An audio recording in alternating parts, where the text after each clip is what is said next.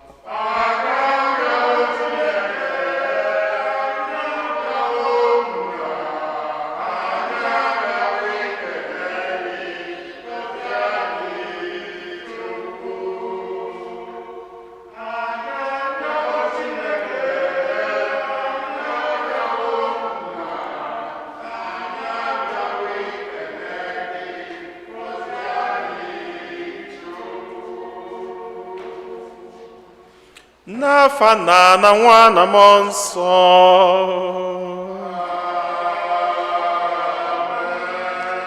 Ka ngọzi nke Onyenwe anyị Jesu Kristi na ịhụnanya nke Chukwu Nna na ịdịkọ n'otu nke Mmụọ Nsọ na-enye dịrị unu niile.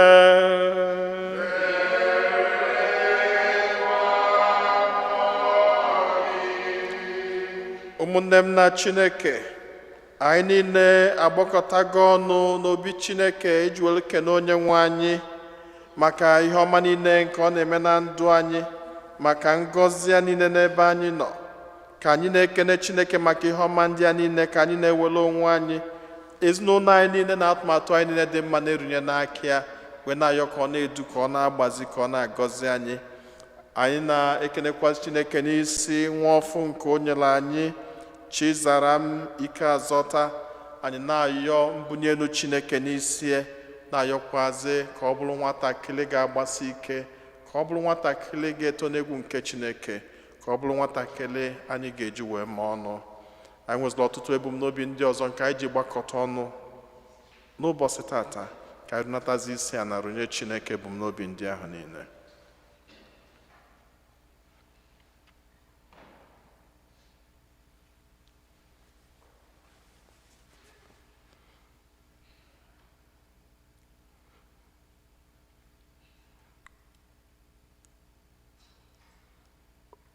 Ụmụnna, ka anyị kwado onwe anyị nke ọma maka nnukwu eme nke Yukaristia nwa site n'ikwupụta njọ anyị.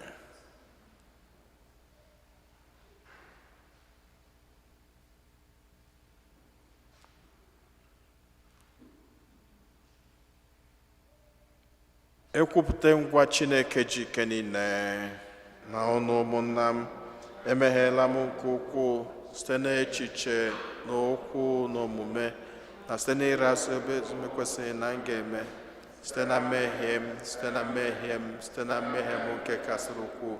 Ya ka m ji ayọ Maria dị ngọzi, Virgin ọkpụ, na ndị mmụọ ọma na ndị nsọ niile, na ụlọ ụmụnna m, ka nrọba m ose bụ ụwa Chukwu anyị ayịyọ.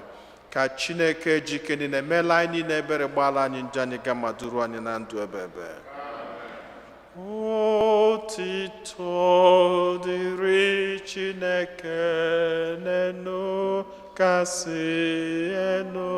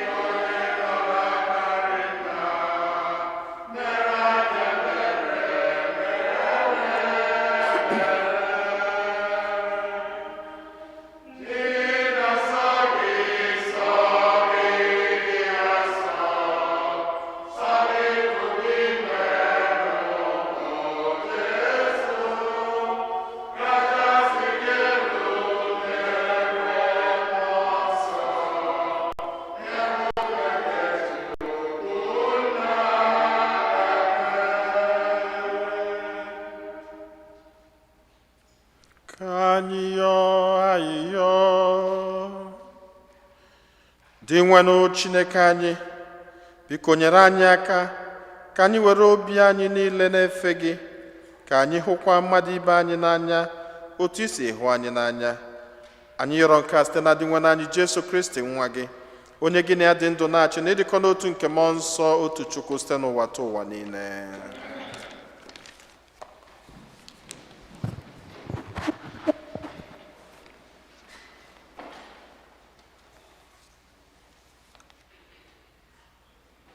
Ihe ọgụgụ ewetara n'akwụkwọ onye amụma Jeremaya. N'oge Josaya, a gwara m okwu nke Osebroa sị, tupu m kpụọ gị n'ime afọ, amara m gị. Tupu amụọ gị, edola m gị nsọ. Ahọrọla m gị ka ị bụrụ onye amụma nke mba niile. Ugbu a, jikere ịrụ ọrụ. Kulie ka ị gwa ha ihe niile m tiri gị n'iwu. Egwu atụla gị mgbe ị kwụ n'ihu ha, ka m ghara ikwe ka ihere mee gị n'ihu ha. Taa, mụ onwe m ga-eme gị ka ị bụrụ onye obodo kwụsiri ike, ide ji ọkpọrọ igwe wuo, aja ụlọ eji ọlaọkụ hiwe, ka ị wee lụso ala niile ndị ọgụ, ma ndị eze nke Juda na ndị ọchịchị ya niile, ndị nchụaja ya na ndị obodo ahụ niile. Ha ga-alụso gị ọgụ, ma ha agaghị emeri gị, n'ihi na anọnyere m gị ka m wee zọpụta gị. Ọ bụ di nwe elu m na-ekwu nke a. Okwu nke Osebroa.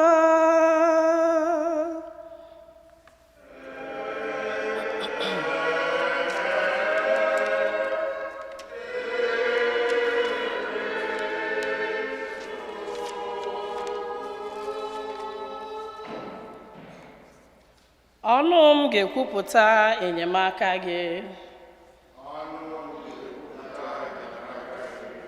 Ọnụ m ga-ekwupụta enyemaka gị.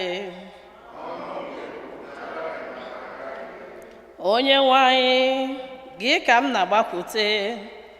Ekwela ka ihere mee m. Were ikpe nkwụmọtọ gị gbapụta m, wee tọhapụ m. Gee m ntị, bịa zọpụta m. Bụrụ nkume ebe m na-agbaba, ide nke nzọpụta m, n'ihi na gị bụ nkume m, ide m, zọpụta m n'aka ndị ajọ omume. Ọnụ m ga-ekwupụta enyemaka gị. Onye nwe m, gị bụ nchekwebe m, onye ntụkwasị obi m kemgbe iji bụrụ nwata. Kemgbe ejiri mụta m ka m jiri dabere na gị. Gị bụ onye enyemaka m site n'afọ nne m.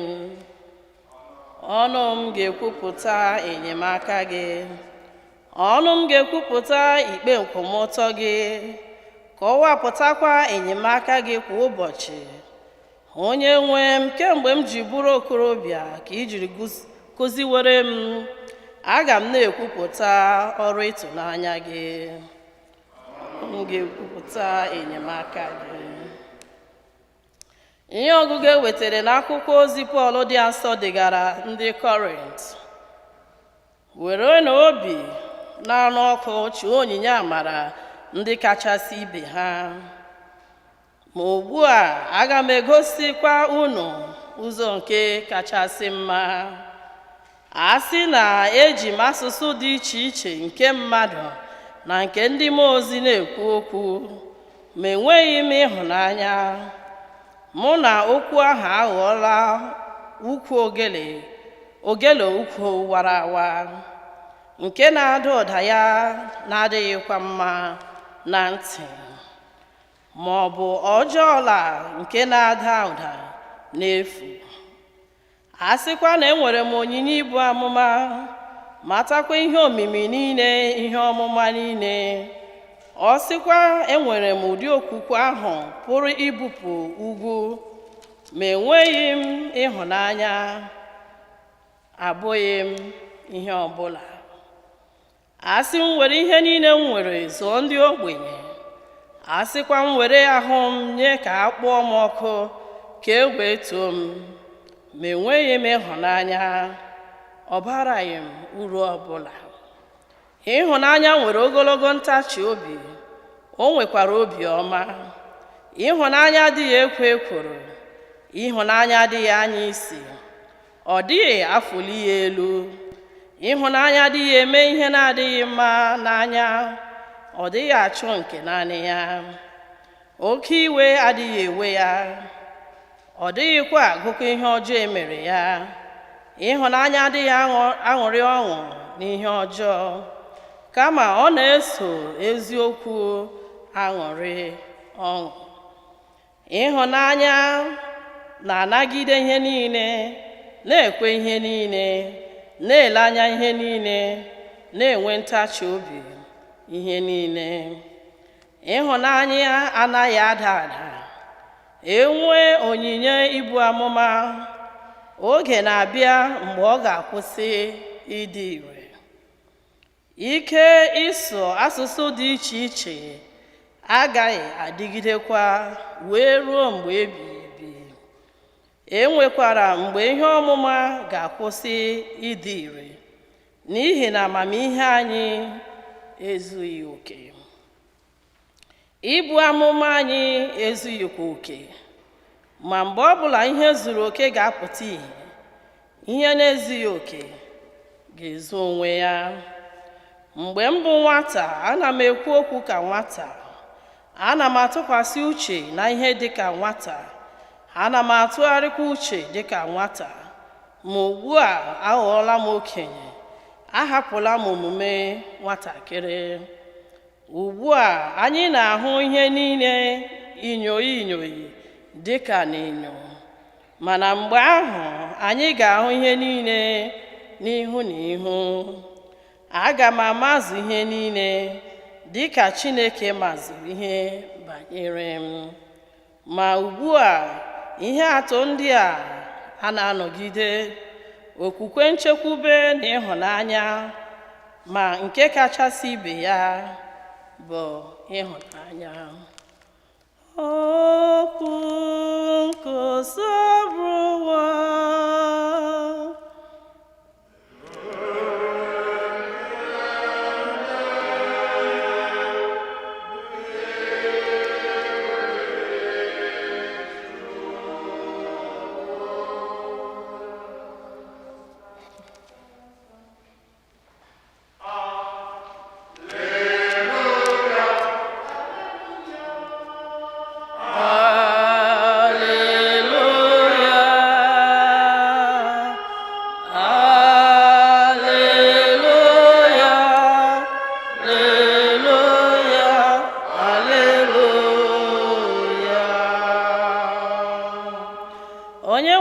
kwuru sị, abụ m ụzọ, eziokwu na ndụ.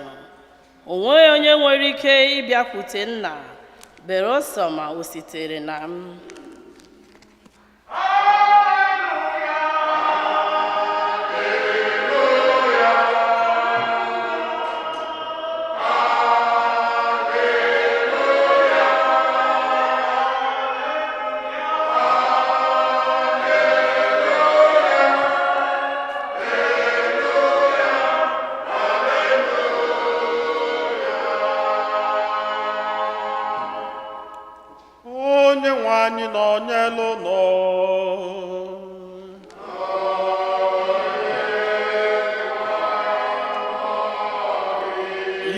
Ọgụgụ nke a si n'oziọma dị nsọ nke Luku dere.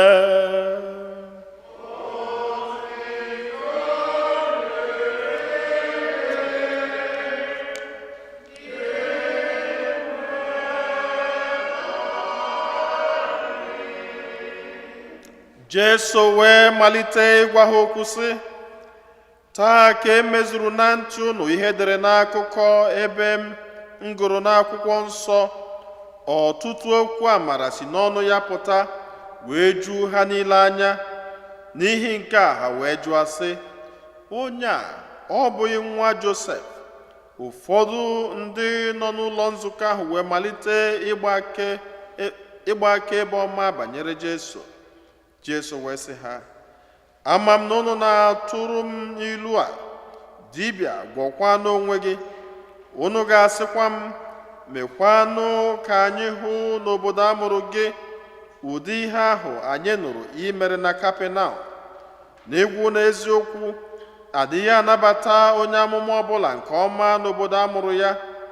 Gee ntị ka m gwa unu, ọ bụ ezie na ọtụtụ ụmụ nwanyị di ha nwụrụ juru n'ala Izrel n'oge Elija, mgbe e mechiri eluigwe. Mmiri ezoghị afọ 3 na ọnwa 6, mgbe oke ụnwụ dara n'ala ahụ dum, ma ọ dịghị onye ọbụla n'ime ha Chineke zigara Elija jekwu, ma ọ bụghị naanị otu nwanyị di ya nwụrụ nke bi n'obodo Zerafat nke dị n'ala Saịdọn. Ọtụtụ ndị ekpenta nọkwa n'ala Izrel n'oge Elisha onye amụma, ma ọ dịghị onye ọbụla n'ime ha emere ka ọ dị ọcha, ma ọ bụghị Naman onye Siria. Mgbe ndị niile nọ n'ụlọ nzukọ ahụ nụrụ okwu ndị a, ọnụma jupụtara ha n'obi. Ha wee birie nupụ Jesu n'azụ obodo, buru ya ruo elu otu ugwu nta ewuru Nazaret n'elu ya, ka ha wee bulie ya kụọ ya n'ala. Ma ọ mechapụrụ onwe ya n'aka ha, zọrọ ije gafee n'etiti igwe mmadụ ahụ wee laa. Ozi ọma nke osebụwa.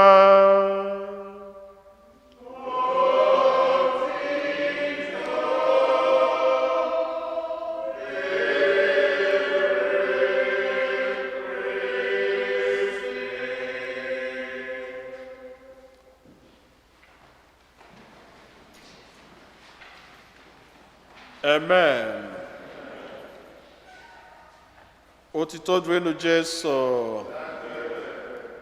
Nke mbụ, ana m anabata unu niile ndị sno akụgburo na ihe nke a kalịrị akali n'izu a. So mana thank God for those of you who could brave it. And amakwu na ọtụtụ ndị mmadụ could have. Mana ị na-drive around, ị ga-afụ na so many cars they sunk in the snow. Ụfọdụ ama ebupụta nkwụdị moto ha. Some walkways they could filled up. So wee ka onye jikwa ụkwụ aga omeli atụọ n'ala. So mana ndị bịanwụla abịanwụ, ekene dịla unu dịkwaziri Chineke onye nwere ike kpọpụta anyị niile. Na-ekenekwazi Chineke n'isi nwa ọfụ nke o nyere anyị, maka na nwa bụ ihe ọma, nwa na-eweta ọṅụ, nwa na-ewetakwazi mbawanye nke obodo. Obodo ọbụla ada amụzi ụmụ na shrink ana ha shrink gide anọkata enwe extinction. Mana obodo a na-amụba ụmụ na anụ ya, so that nne na nna bicha enwekwa ndị ga na-anọchi obodo wee dele. Maka n'anya n'ọtụtụ obodo kịta ọnụ ga-afụ na ndị Naịjirịa na-ejegasị ebe ahụ niile, maka na ha na-amụ sọsọ ofu nwa na nwa na-abụ. Ndị ịbanye na London kịta, they opened up lots of opportunities for Africans to come in and fill their space, maka na ha enwerozi population and their labor market is going down. Ije here na Saudi Arabia, so many doctors, nurses from Nigerian extraction jukwunia. So na mgbe ọbụla anyị nwetelu nwa ọfụ, anyị na-ekene Chineke n'ụzọ pụrụ iche. So anyị na-asị Chizaram, anyị na-asị Chizaram nnọọ n'obi Chineke tata. Tata bụ ụka nke nọ n'oge na-adịghị n'emume nke ụka. Anyị ga-atry ka mma ma ga-adị nwa as brief as I can. Mana Chineke nwegasịrị ọtụtụ ihe ọ chọrọ ka ọ lụtụla anyị aka. Nke mbụ ewetara n'akwụkwọ nke onye amụma Jeremaya.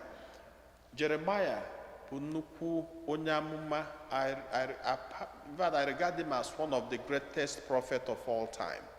Kedu ihe nji regard him as a greatest prophet or one of the greatest prophets of all time?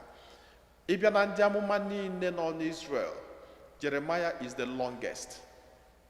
Longest in the sense na ụfọdụ lụrụ ọrụ sọsọ 13 years arụ afọrọ ha. Ụfọdụ lụrụ ọrụ 5 years, ụfọdụ ka etigburu etigbu. ụfọdụ ka a chụgidere ọsọ just like etu anyị fụrụ Elijah ka anọkọtakwuru ụmụ Izrel emekata ihe, Elijah kwukata okwu, Ahab chụbịa, Jezebel achụbịa, onye asị ebe a chụrụ ya, Elijah nọkata gbafukwuo. Elijah nọzi ebe ọ na-agba ọsọ, Chineke mechie n'igwe sị ka agụgụ daa nda.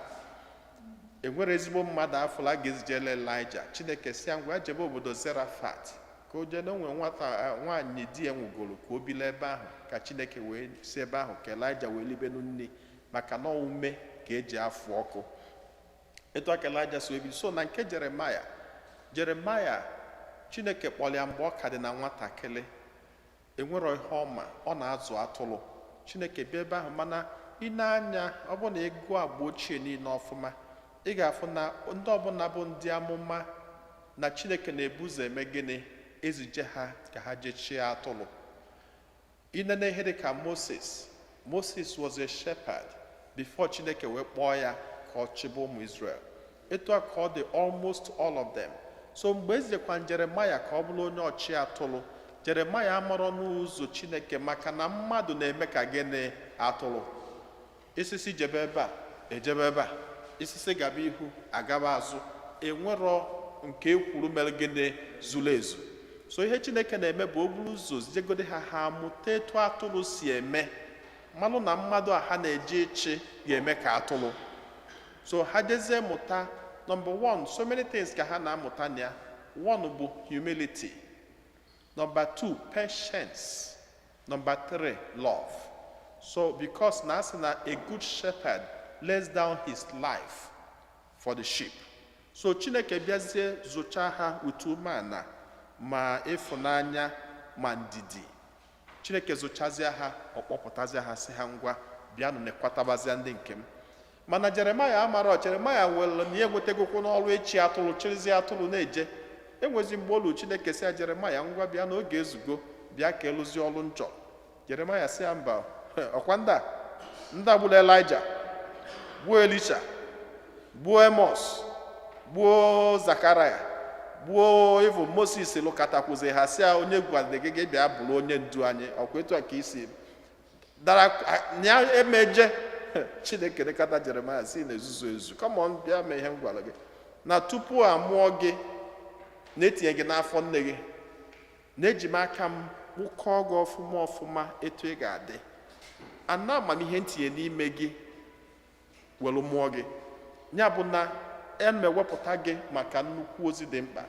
Mana ofu ihe na-atọ m ụtọ n'ebe Chineke nọ bụ na Chineke na-abụ ọ da-abụ ọsị nwata jee jide nkapị, o menye mmiri ọ ga-eji kwụ aka. Chineke na-abụ ọsị nwata jee gwudo nkapị, o werekwa mmiri ọ ga-eji wee kwụ aka mee gịnị nye, so that ị na-enwudo nkapị ahụ ị na-eme gịnị, ị na-akwụ aka gị. So etu aka okwe Jeremaya nkwasịa na nyama na ndị mmadụ ga-achụgharị gị, nyama na ha ga-akpọ gị aja afa, na ha ma na ya ga-akpọkwu gị asị, mana ya ga-anọnyelu gị. That I will stand by you at all time. Okwu na niile ka Chineke gwacha Jeremaya wee kwelu. Jeremaya wee jezie n'bido ọlụ. Jeremaya ebido ọlụ lụọ. Eze nke bụ ya na ya rụrụ nwụọ. Eweta eze nke abụọ. Jeremaya worked almost under 4 kings. 4 kings. Within the 4 kings, he was there for almost 44 years as a prophet.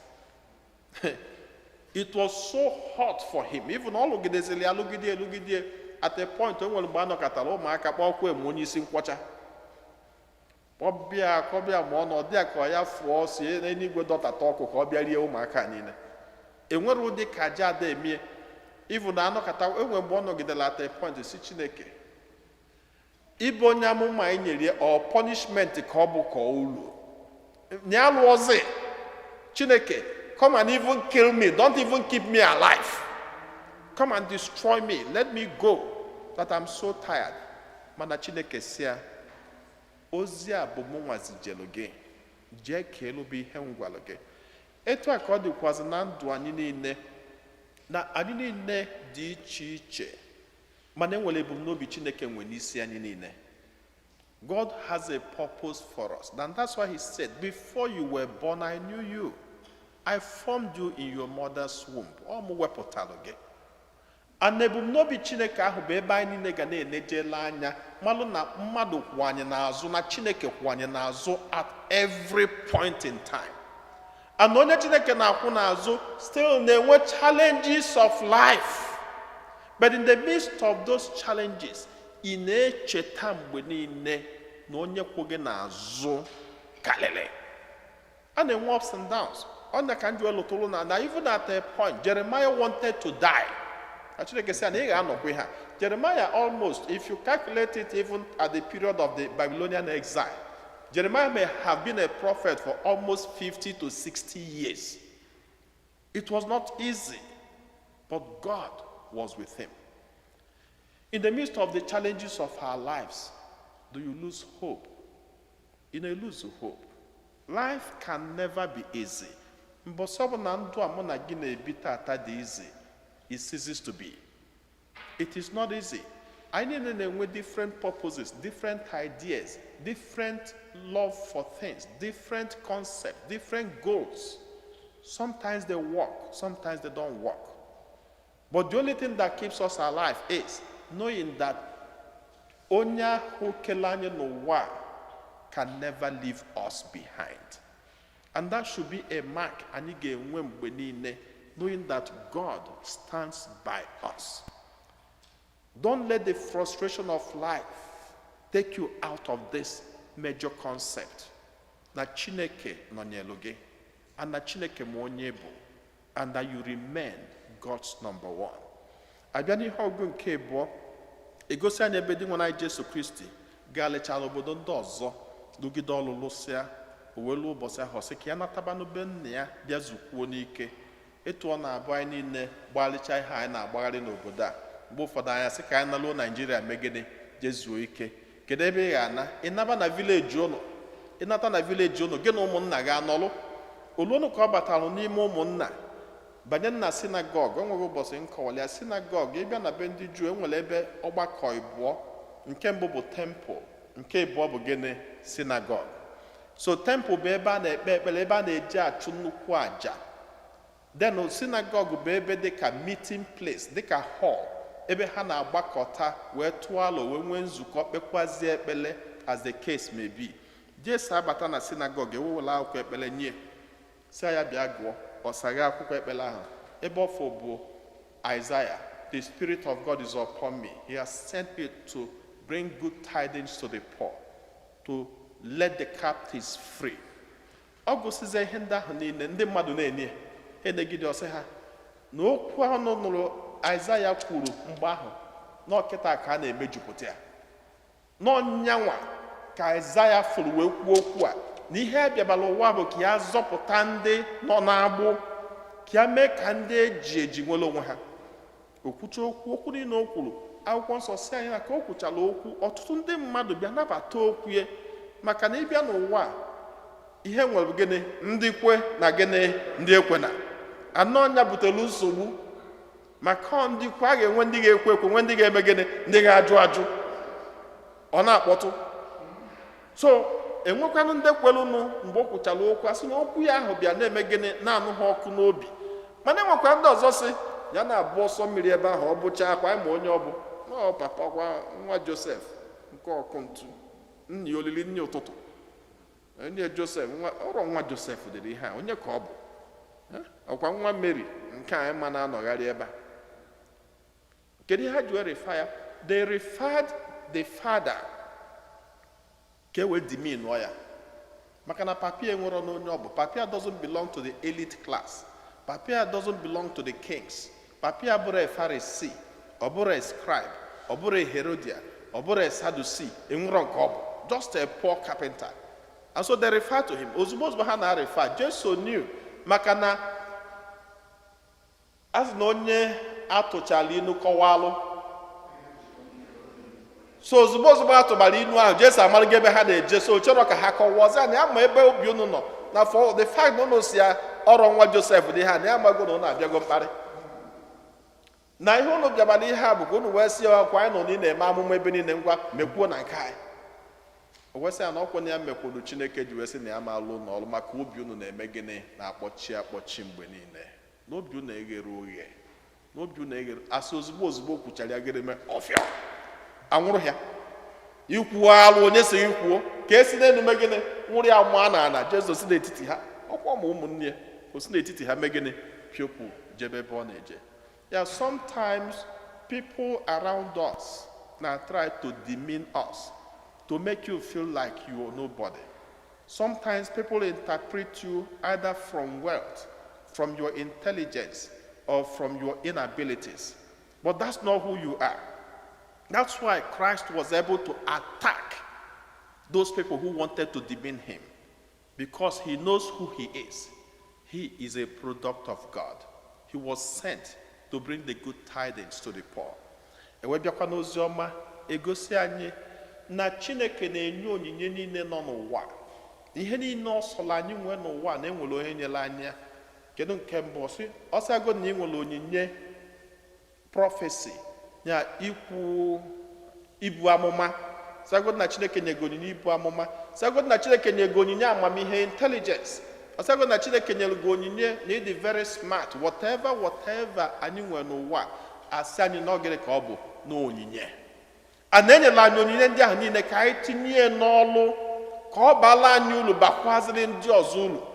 Ewesị anyị na enwegasịla ọtụtụ onyinye amala Chineke na-enye mmadụ na enwekwa ike Chineke inwe okwukwe ịbịa n'ụlọ ụka ị na-ekpe ekpere ọsịagodi na ị na-speak in tongues. Yeah, you can speak in tongues from morning till night.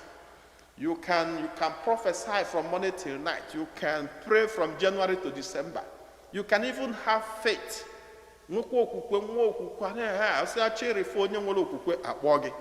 Nwekwa ike inwe hope. Nwekwa ike inwe love. Asị anyị na onyinye ndị a niile amamihe amụma speaking in tongues ihe ndị a niile asị na ọmaka mana o nwere nke makarịcha ha niile na nke makarịchara ihe ndị ahụ niile bụ gịnị ịfụnanya na ọsọ abụgo na ị nwere onyinye ndị ahụ niile mana ịfụnanya anọghọ n'ime gị na onyinye ndị a niile bụ gịnị babas okwu akwụkwọ anụ okwu kwuru onwe ya o wegosi na isi ụka mụ na gị na-eje bụ ịfụnanya that okwukwe enweghị ezi ọlụ nwụrụ anwụ. If there is no love, it's empty, no matter what it is. If there is no love, ọ na Chineke mere m mmalụ akwụkwọ and I can't use it to help others, it is useless. Ọ bụ na Chineke nye ihe ọ bụ na Chineke nye gị n'ụwa that you don't give, it's not even just helping as a sympathy, but helping as empathy. Going beyond you out of love, it is useless. And so ụmụnne m na Chineke ọtụtụ ihe ka Chineke chọrọ ịkụziri anyị tata. Nke mbụ na Chineke ma onye bụ, that God knows who you are and God loves you for who you are. That all you need is to believe in him. All you need is to trust him. Then the second one Chineke gwakwara anyị bụ, don't let people demean you. Don't let people translate who you are. Who you are is a given, is a blessing. You are a blessing to humanity. That all you need is to gear your blessings to the best. Get na ka ndị mmadụ define nwoge, but define yourself in the light of Christ. Then the third part, Chineke chọka mụ na gị mụta tata bụ na ịfụnanya, love is greater than everything. That whatever it is, when you cannot love your family, when you cannot love your wife beyond all telling, when you cannot love your husband beyond all telling, when you cannot love your children beyond all telling, when you add a lot of selfishness in what you are doing, that you're not doing the best. That of all, love surpasses. Ka amala Chineke na-edukwa n'anyị, ka nkụzi niile nke onye nwe anyị kụziri anyị tata meta mmemme n'ime anyị, ka anyị ji ha niile wee na-ebi ndụ site na Kristi onye nwe anyị.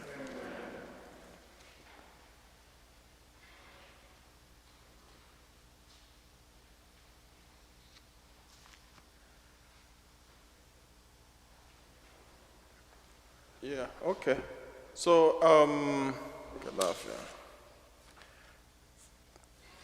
Chinedu and Kate, if you still want your child to be baptized, then you come up here.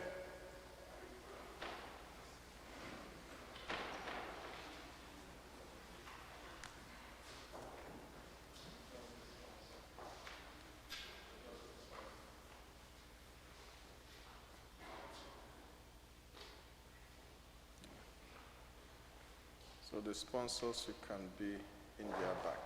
So you can stand in their back. No, it's okay. No, it's okay. So you can be in their back.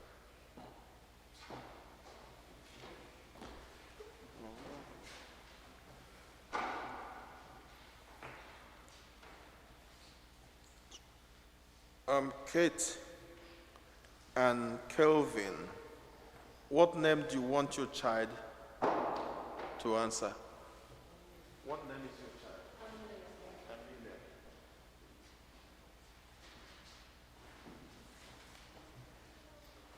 Amelia. Amelia. So, Kate and Kevin, what do you want from the Church of God? What do you want? Baptism? Yes. Okay.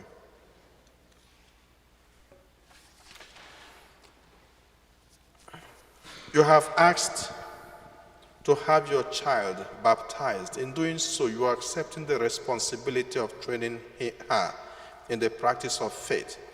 It will be your duty, Chinedu and Kate, it will be your duty to bring her up to keep God's commandment as Christ has taught us by loving God and our neighbor. Do you clearly understand this? Yes. Awesome. So the godparents, are you ready to help the parents, Kevin and Kate, in their duty as Christian parents? Yes. Okay. Amelia Chizaram, the Oka Chineke anabatago gị n'obi aṅụrị, ọ bụkwazi n'afa Kristi onye nzọpụta ka anyị ji eme gị akara nke obe. I now trace the cross in your forehead, and I will invite the parents and godparents to do the same. So I'll do a sign of the cross in her forehead, then the father you do, the mother you do, then the godparents you do. Do exactly what I did.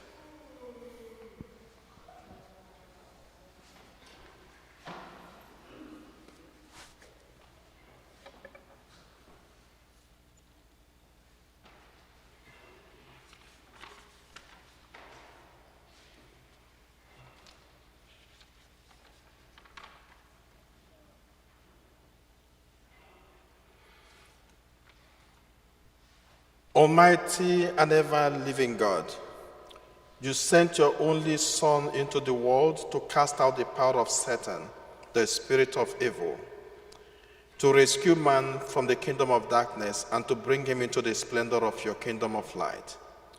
We pray for this child. Set her free from original sin. Make her a temple of your glory and send your Holy Spirit to dwell with her. And your Stena Christi Onyamwani. We anoint you with the oil of salvation in the name of Christ our Savior. May he strengthen you with his power, who lives and reigns forever and ever.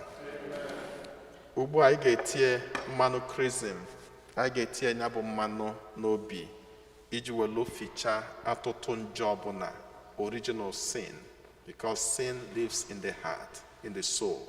So we'll anoint the oil to cleanse every original sin.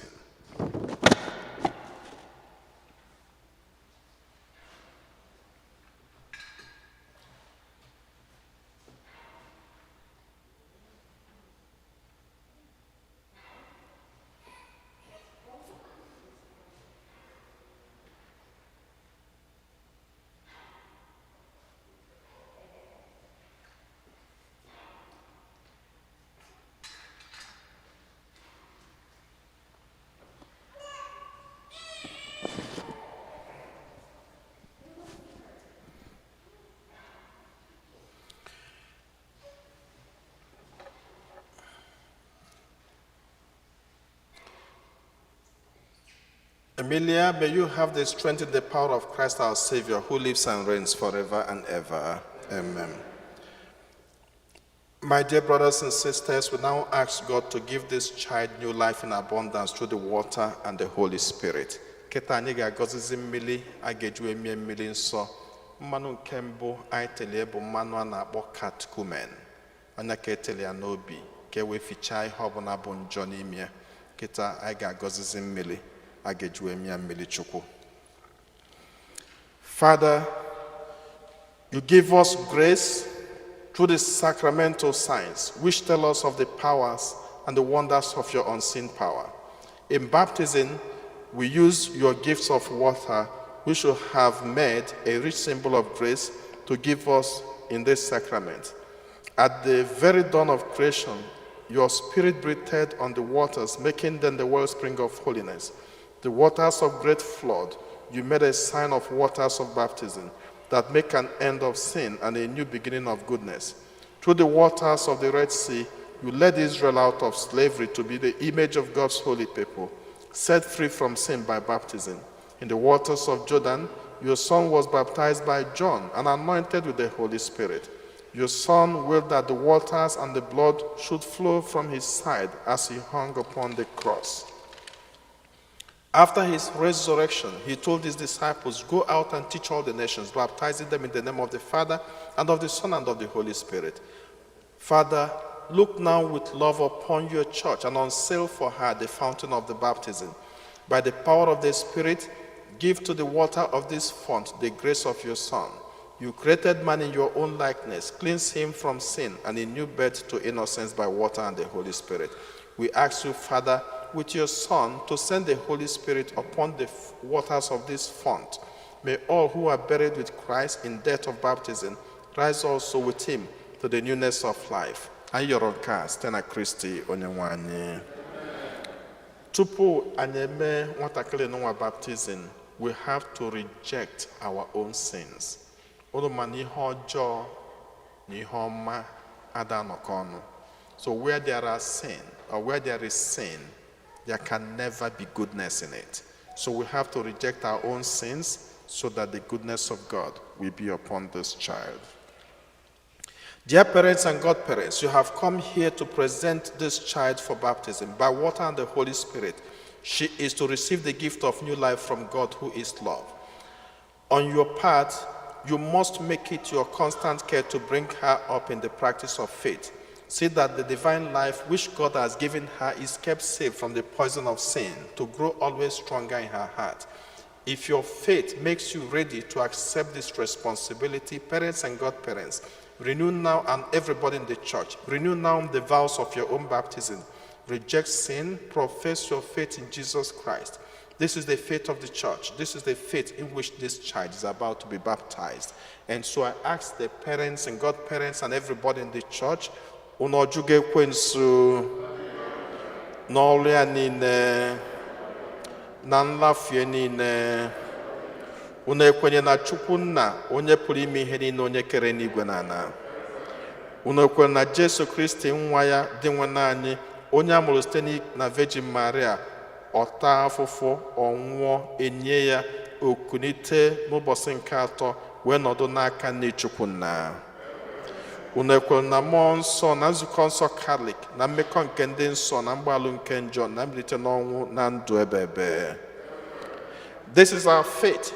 This is the faith of the church we are proud to profess in the name of Jesus Christ our Lord. Amen. Now I ask again, Kate and Kevin, is it your will that your child Emilia should be baptized in the faith of the church which you have professed? You do? Okay, I just want to be sure. Okay, so if you do, then the altar servers, you lead them to the water fountains.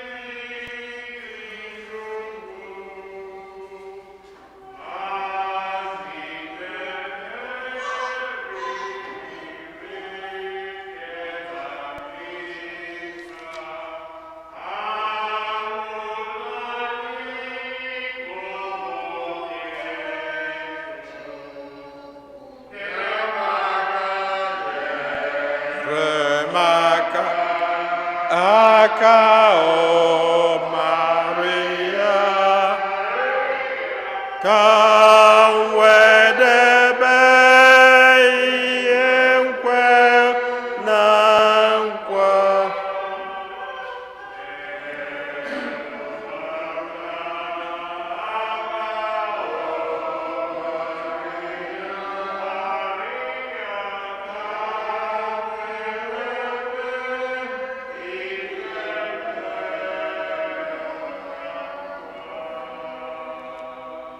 Ugbu anyị na-achọzi itinye mmanụ nke krizim. Ugbu anyị na-achọzi ichi nwatakịrị nụnwa ụkọchukwu. Ọ ga-abụ onye ụkọchukwu, ọ ga-abụ onye amụma, ọ ga-abụ onye eze. Ya bụ anyị ga-emie a priest, a prophet, and a king site n'itinye mmanụ a na-ete ndị eze n'iru. God the Father of our Lord Jesus Christ has freed you from sin, Emilia, and given you a new birth by water and the Holy Spirit, and welcomed you into his holy people. He now anoints you with the chrism of salvation, as Christ was anointed priest, prophet, and king, so you may always live as a member of his body, sharing everlasting life. Amen.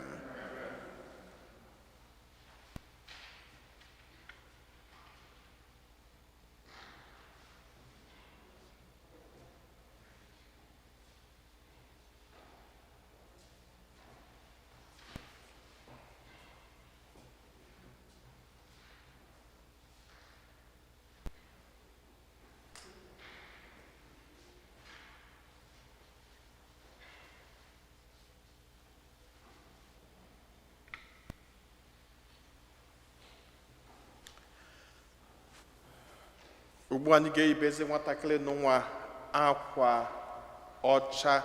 Ihe akwa ọcha nụnwa na-apụta bụ na nwatakịrị nụnwa adịgo ọcha n'ụzọ pụrụ iche. Emeghị ya mmiri chukwu, asachapụgo nje ya niile, echigokwe onye ụkọchukwu. Ya bụ bido ugbu a gabazia, ọ ga-adịlizi ọcha dịka akwa anụnwa. Emilia, you have become a new creation and have clothed yourself in Christ. See that this white garment, the outward sign of your Christian dignity, with your family and friends to help you by word and example, bring that dignity on stand to the everlasting life of heaven. Amen.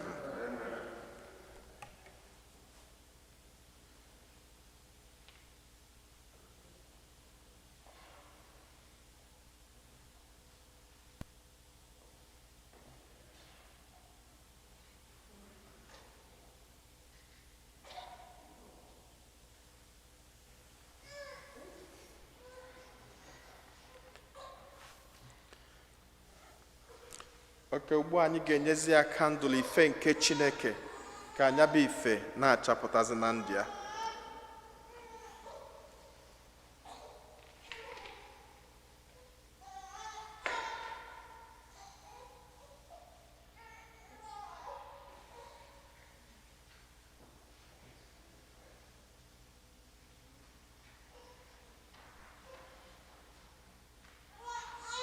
Parents and godparents, this light is entrusted to you to be kept burning brightly. This child of yours has been enlightened by Christ. She is now to walk always as a child of light. May she keep the flame of faith alive in her heart. When the Lord comes, may she go out to meet him with all the saints in heavenly kingdom, through Christ our Lord. Ugbu a, n'ihi na ọ bụrụgo onye amụma na onye eze, anyị ga-emepezi ntị ya site n'ịgọzi ntị anya na ọnụ ya ka o nwee ike na-anụ okwu Chineke, then ka o sikwazi n'ọnụ ya welu na-ekwupụta okwu Chineke.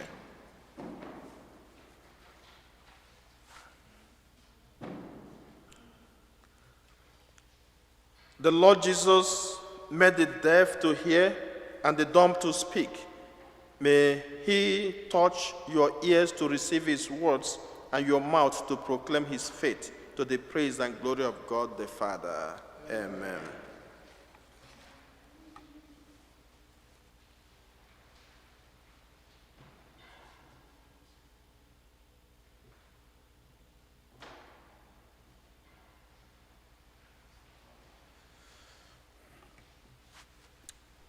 Emilia, you have put Christ Emilia, you have put on Christ. In him you have been baptized. Hallelujah, hallelujah.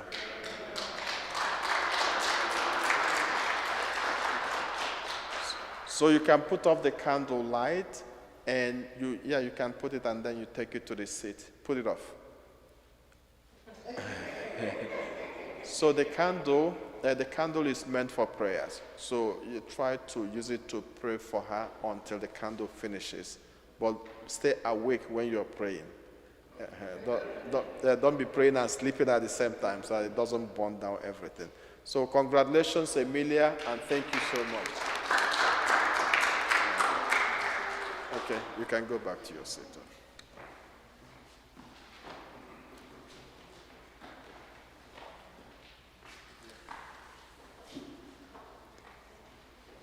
Ngwa ka anyị kwụ n'ọtọ maka ekpere nke ndị kwenu. Ụmụnne m na Kristi, anyị niile agbakọtago ọnụ n'obi Chineke iwere ọtụtụ ebumnobi anyị gosipụta ya, ka anyị weluzie ebumnobi anyị niile na mkpa anyị niile gosipụta Onyenwe anyị.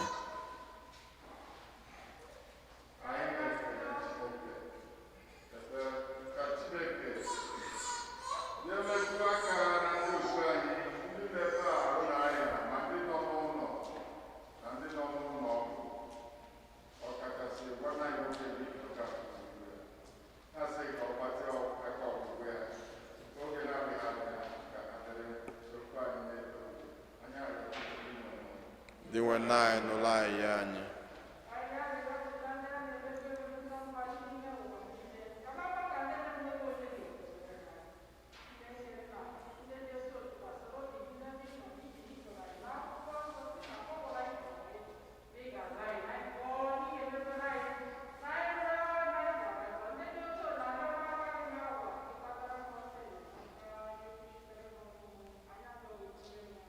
Dị nwe naanị n'ụlọ anyị.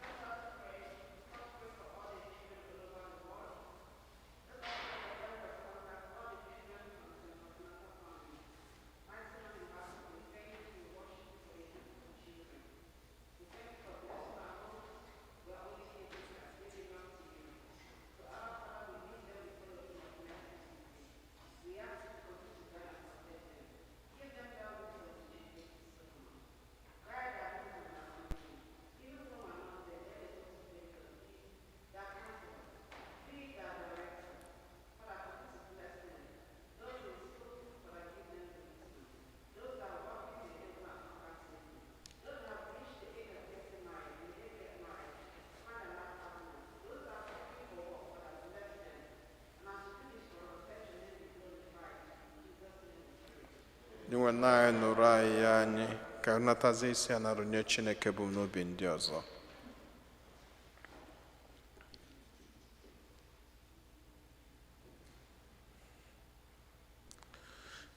Mgbe ọbụla ị na-agwa Chukwu okwu, na-agwa ya okwu, na-echetakwazi na ọmụ onye bụ, n'okwu ọbụla nke si n'ọnụ gị were apụta na ọ na-anụ ya. Before you were born, I knew you. I formed you in your mother's womb. Ihe bụ okwu ọnụ Chineke n'isi anyị niile n'ofu n'ofu. Speak to your God like your Father, who listens to you, who knows you, who understands you, who understands your going, who understands your coming back, who understands your crisis, who understands your difficulties.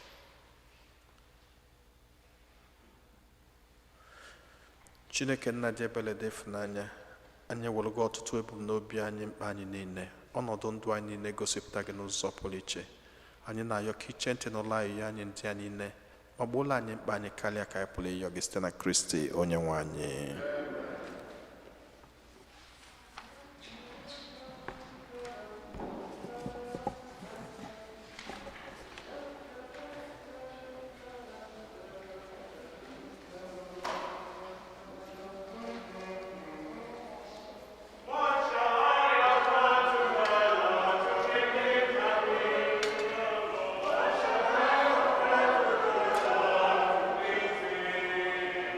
What shall I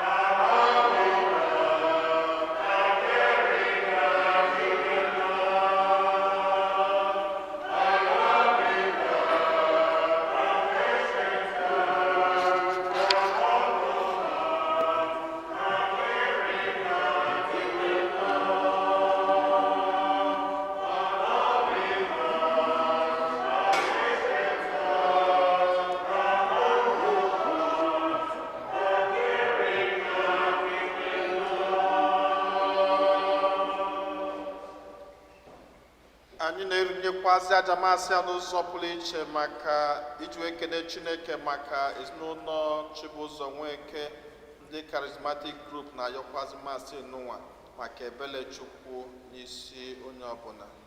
Rịọba na ụmụnna m ka aja mụ na ụnụ na-achụpụrụ ihe ga-asọ Chineke ji kene nara nọ.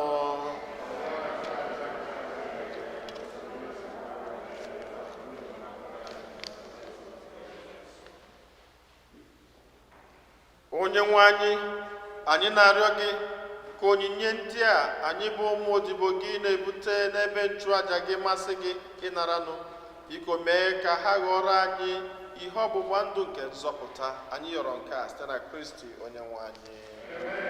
Onye nwe anyị nọnyere ụnụ, welite n'obi enu,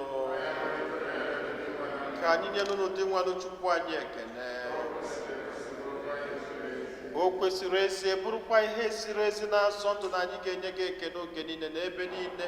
O nna dị nsọ Chineke jikere na eji ụwa tụ ụwa site na Kristi dị nwe anyị, onye sitere n'obe na mbilite n'ọnwụ nke ya zọpụta anyị na njọ na ọnwụ ebebe, sitekwa na ya kpọbata anyị n'ọkwa dị otito nke anyị jiri bụrụ agbụrụ ahọtara ahọta, ndị nchụaja nọ n'ọkwa eze, mba dị nsọ ndị Chineke nwetara onwe ya, ka anyị bụ ndị siri n'ọchịchị ịkpọbata n'ihe nke gị dị ebube, na-ekwupụta aka ọrụ gị n'ụwa niile. N'ihi nke a, anyị na-eso igwe ndị mama niile nke n'igwe na-eto ebego oge niile na-asị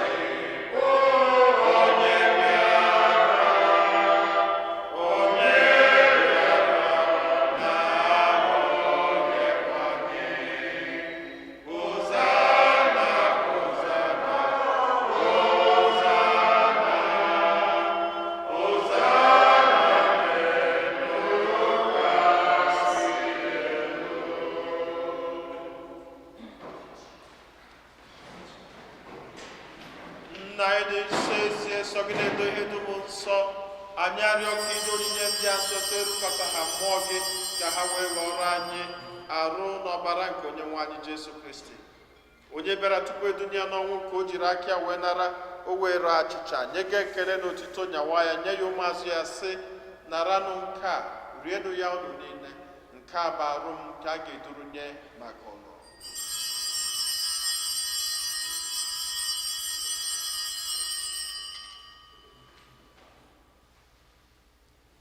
Otu akwa ka o si mee mgbe ha richara nri anyasị, o buru iko mmanya nyekwa gị ekele na otito, bunye ya ụmụazụ ya sị, naranụ nke a, ṅụọnụ ya unu niile, nke a bụ iko nke ọbara m, nke ọgbụgba ndụ ọhụrụ dị ebebe, a ga-agba ya n'ihi nna n'ihi mmadụ niile, ka e were gbaghara njọ.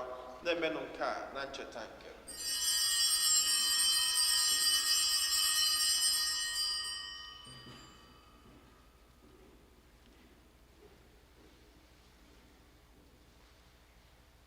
Ka anyị kwupụtanụ n'ihe omimi nke okwukwe anyị na-eme ugbu a.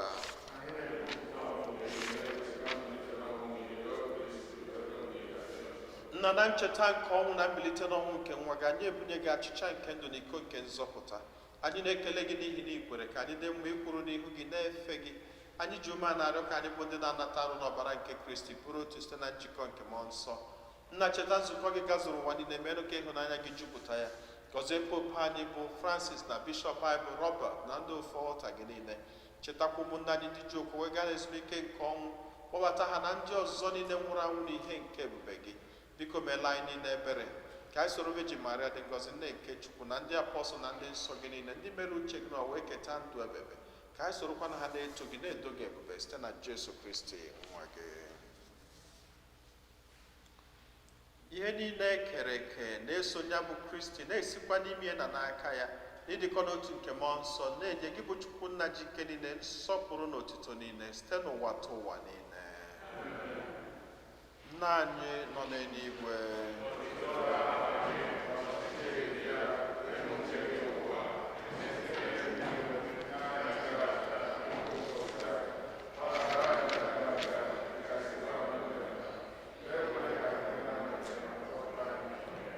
zọpụta anyị na-arịọ gị osebụwa n'ajọ ihe niile, were ebere nye udo n'oge nke anyị site n'inye aka ebere gị ka zọpụta anyị niile na njọ oge niile.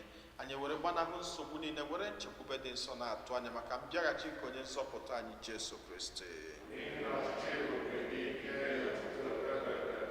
Onye nwe anyị Jesu Kristi, onye gwara ndị apọstụl gị, udo ka m na-arapụrụ n'udo nke m ka m na-enye unu, elekwa n'anya na njọ anyị, kama lekwasị anya n'okwukwe nke nzukọ gị. Nye ya udo na ịdịkọ n'otu mgbe niile ka uche gị siri chọọ, gị bụ onye dị ndụ na-achị ebe udo nke ose bụrụ ụwa dịrị unu mgbe niile.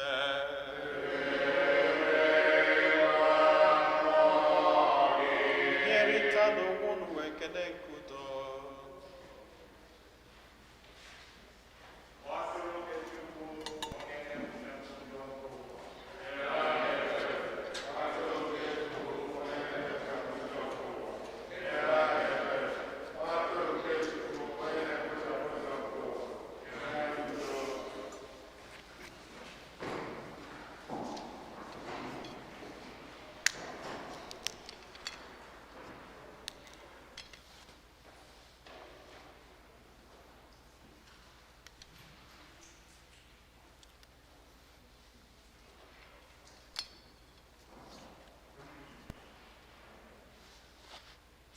Ụmụnne m na Kristi, na-enu nwa atụrụ nke Chukwu, na-enu onye ahụ na-ekpochapụ njọ nke ụwa. Anyị niile nwekwa n'isi ọma bụ ndị akpọ n'ori nke nwa atụrụ Chineke.